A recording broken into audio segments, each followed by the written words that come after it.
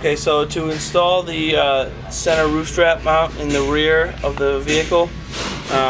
what you'll want to do is you'll either end up using a stack of the 1-inch fender washers or the same spacer that we use for the transmission dipstick tube clamp. This obviously is a much cleaner install, but if it so happens that the strap is already sitting close to the roof, as the roof is kind of sitting on its own weight, you use a couple of washers, but when it gets to like this thickness right here, you want to try to use the spacer there. You use typically the 1 1/4 inch long countersunk quarter 20 bolt and the nylon lock nut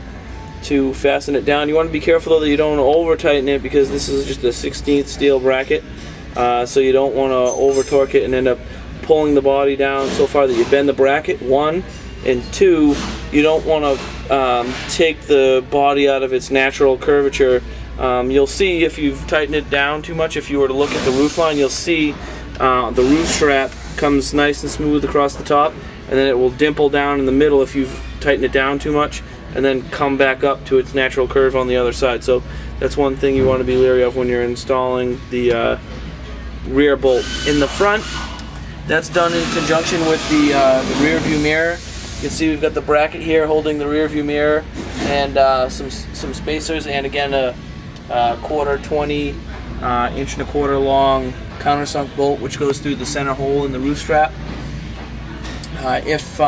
you're not at the point at which you're ready to install the rear view mirror because you haven't installed the dash or something like that, the mirror will get in your way and you bump your head on it and stuff. So if you're at the point where this isn't ready to be installed because you need to do some work up front, like installing the dash or any of the hoses, doing any of the wiring up front there, you can bolt it down